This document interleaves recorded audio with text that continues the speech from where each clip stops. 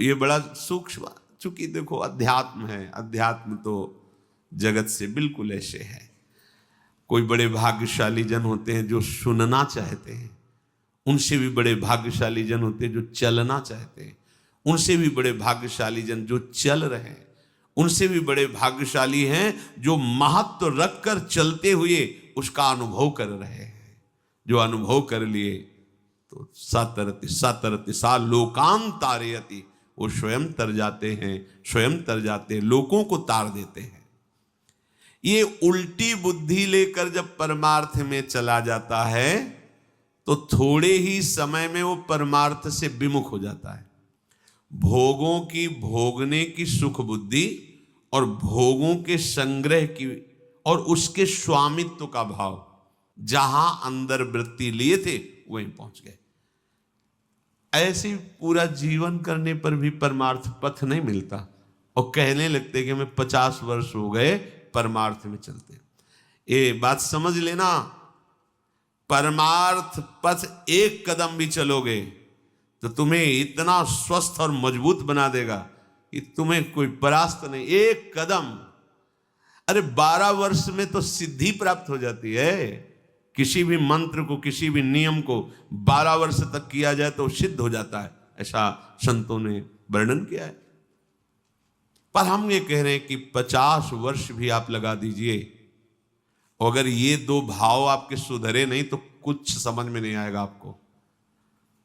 आपको याद होगा हितधाम में एक समय शाम टाइम लगभग 75 वर्ष के विरक्त भेष के महात्मा ने एक प्रश्न किया था कि मैं किसी ऐसी आदत से परेशान हूं जो आज 75 वर्ष का हूं, फिर भी मुझे वो करना होता है। अब क्या करूं, अब तो मरने का समय आ रहा है। मुझे आश्चर्य नहीं, सर्वाश्चर्य हुआ।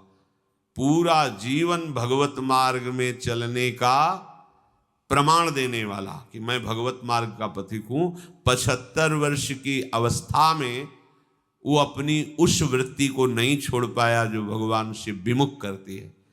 अब कहीं डींग अपने लोग हाँक सकते हैं कि इतने वर्ष हो गए परमार्थ। शरीर का समय व्यतीत करना कोई परमार्थ का मार्ग तय कर लेना नहीं है। विवेक के द्वारा भोगों का त्याग करके निरंतर परमात्म चिंतन, ये परमार्थ का मार्ग है। आप चल के इस पे देखो कैसा अनुभव। लोग समय व्यतीत करते हैं भोग चिंतन, भोग स्वामित्व में, और वर्णन कर देते हैं कि इतने वर्ष हो गए हमको परमार्थ में चलते हुए। दंभ कभी सत्य वस्तु का अनुभव नहीं कराता, नाटक कभी सच्चिदानंद रस का अनुभव नहीं कराता। भगवत रसिक जी कह रहे हैं, बिन विवेक वैराग्य भक्ति बिनु सत्य न एको मानो।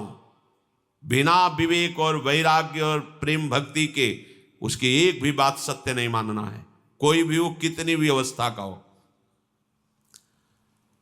ऐसा जरूरी नहीं कि कोई कितनी भी अवस्था का वयोवृद्ध या कोई, उसकी बात हमें माननी ही है, सुननी है, ऐसा नहीं। भगवान सुखदेव जी 16 वर्ष की अवस्था के हैं। जे ही गंगा की रीति पर चरण पधराते हैं, परीक्षित जी अनशन व्रत लिए बैठे हुए, आमरण अनशन, बड़े बड़े महापुरुष बैठे हुए हैं। श्री सुखदेव जी के पिता पितामह आदि सब बैठे हुए हैं। जे ही देखा दिगंबर भेष, शरीर की शुद्धि नहीं, श्री कृष्ण प्रेम में मतवाले सब खड़े हो गए थे। सब 16 वर्ष की अवस्था के सुखदेव जी और 10-10 हजार वर्ष जिनकी केवल तपस्या साधनाएं, वो सब महापुरुष खड़े हो गए। क्यों? क्योंकि जन्म से ही भगवत अनुराग में दृढ़ महापुरुष, जन्म से ही माया रहित मूर्ख, अंदर से ही वैराग्य युक्त। तो वैराग्य ज्ञान और भक्ति का आदर होता है, अवस्था का आदर नहीं होता।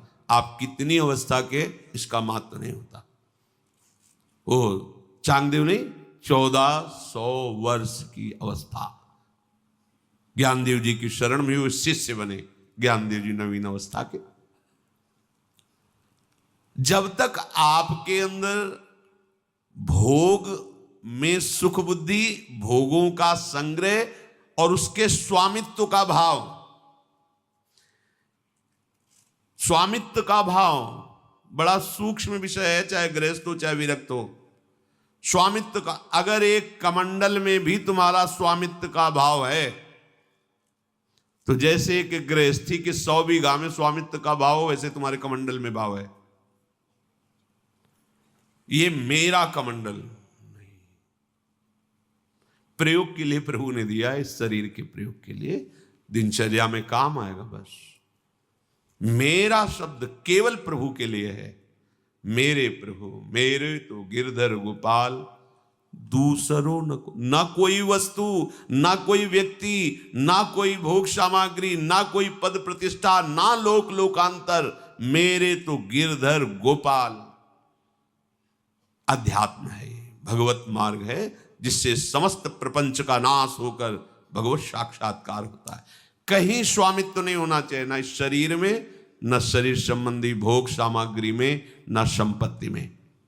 और हमने संतों के मुख से सुना है, महाजी ये राम जी का बगीचा है, राम जी का बगीचा है, हाँ ये सब राम जी का है, वो सब श्री जी का है, सब श्री जी का है। वाणी से ही नहीं, हृदय से दासत्व होना चाहिए, स्वामित्व केवल प्रभु के चरण, अपनापन केवल प्रभु। बस बहुत मुश्किल बात है, ये समझ गए तो बेड़ा पार हो गया। हम बार बार आपको कहते हैं कि साधना से भगवान को खरीदा नहीं जा सकता, अपनेपन से रीझते। इनके स्वभाव को जान लीजिए, बस उमाराम स्वभाव जय जाना ताई भजन तज भावला, बस इनसे थोड़ा सा अपनापन हो जाए, मतलब इनकी बात होने पर, इनकी याद आने पर ऐसा लगे जैसे कोई मेरा प्यार, प्राण प्यारा मित्र बहुत दिन से मिला न हो और उसकी याद आ रही हो, या जो भी भाव आप रखते हैं वो ऐसा एक बार, जब मानो अपनी माँ है, बहुत वर्षों से नहीं मिले, उसकी याद आ रही, अब हृदय विकल हो रहा है, ऐसा कुछ। जैसे अपना लाडला पुत्र है, अमेरिका में पढ़ रहा है, एक ही पुत्र है, बहुत दिन से बात नहीं, उस माँ का हृदय कैसा होता है, क्या करूं, कैसे उड़, पंख होते तो उड़कर जाती, उनसे मिल ले। जैसे पतिव्रता पत्नी अपने पति के, किसी भी भाव से हमारा प्रभु के प्रति थोड़ा तो ऐसा हो जाए कि उनके लिए हमारे हृदय में कुछ होने लगे। पर विषयों के लिए होता है, प्रभु के लिए नहीं होता। ये क्यों नहीं होता? कह रहे हैं 2 बाधाएं मुख्य हैं, अपने को भोगों का भोक्ता मानना और भोग सामग्री का स्वामी मानना, मालिक मानना। जिसके अंदर ये 2 बुद्धि, उसकी बुद्धि उल्टी ही चलेगी, कभी प्रभु के सन्मुख नहीं चलेगी। ध्यान रखना। किसी ने किसी संत से कहा कि आपके यहां हम गए तो ऐसा भक्ति का रंग चढ़ा कि हफ्ता 10 दिन तो, फिर इसके बाद पता नहीं गया स्थाई क्यों नहीं चढ़ा। स्थाई होना चाहिए। तो देखो हम आपको बताएं, संतों के यहां चिंगारी दी जाती है और उसको सुरक्षित रख के ज्वाला बनाना तुम्हारा कर्तव्य है। अगर आपने चिंगारी पे एक चुल्लू जल डाल दिया, फिर बोलो ये ज्वाला क्यों नहीं हुई? नहीं। जहां तुम्हारे अंदर चिंगारी भी नहीं थी, वासना का साम्राज्य था, वहां जाते ही भक्ति की चिंगारी लग गई। अब तुम्हारा कर्तव्य है कि उस चिंगारी को ज्वाला रूप बनाना। नाम का जप, नाम का कीर्तन, लीला का गायन, प्रभु के भक्तों के चरित्रों का गायन, सुख देने की भावना से जीव जंतु पशु पक्षी सबकी सेवा की भाव। अभी देखो भक्ति रंग ले आएगी। अब यहां से गए और विषय चिंतन में, विषयों के खेल में तो शांत तो हो ही जाएगी। तो आपका लगता है स्थायी चमत्कार, हम गए और बस हमारा आज से पापा चरण में मन ही नहीं लगा और हम बस खूब भजन करके दिव्यता को प्राप्त हो गए। ऐसा कहीं नहीं। आप भजन कर रहे हो, संतों का संग मिलेगा, उसमें और रंग बढ़ेगा। आप भजन नहीं कर रहे हो, संतों का संग मिलेगा, भजन की तरफ झुकाव होगा। अब संभालना आपको है कि वो जो चिंगारी, वो जो झुकाव है, वो वेग से उधर दौड़ पड़े, कहीं कुसंग ना हो जाए, कहीं कोई गलत आचरण ना हो जाए, गलत चिंतन न बन जाए। ऐसा अगर होता तो भगवान फिर उपदेश अर्जुन को नहीं करते, क्योंकि स्वयं भगवान सर्व सामर्थ्यशाली सामने खड़े हुए हैं। जीव का परिवर्तन उपदेश, नाम, मंत्र स्वीकार करके उसमें लगने से होता है।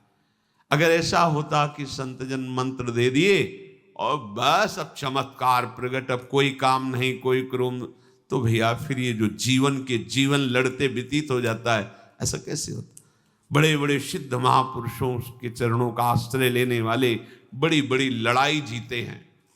काम, क्रोध, लोभ, मोह, मद, मत्सर, उन्हीं की कृपा से, उन्हीं के दिए हुए नाम मंत्र से, पर लड़ना पड़ा है। अब आप सोचो, जो आपके अंदर वेग आए वैसे भोग लिए और फिर भक्ति ज्वाला रंग लावे, ये सब बकवास है, ये सब व्यर्थ का चिंतन है। सो परत्र दुख पावई, सिर धुन धुन पछताए, काल ही कर्म ईश्वर ही मिथ्या दोष लगाए।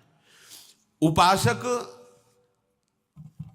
जब तक कुसंग का त्यागी नहीं बनेगा,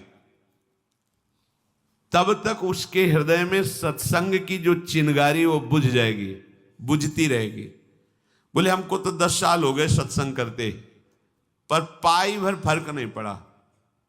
10 साल सत्संग और 1 मिनट के लिए भी वृत्ति सत्संग की नहीं आई। कारण कुसंग। एक दिनचर्या बना ली, सत्संग सुने और वो भी दिनचर्या बना ली पापाचरण की। खान पान गलत, चिंतन गलत, व्यवहार गलत, आचरण गलत, नहीं आएगा रंग भाई। औषधि तभी रंग लाती जब परहेज सही हो। संगम न कुर्यादशताम शिष्णोदर त्रिपाम क्वचित, तस्यानुगस्त मस्यंधे पतंत्यंधानुगांधवत। जो स्त्री भोग को ही परम सुख समझते हैं,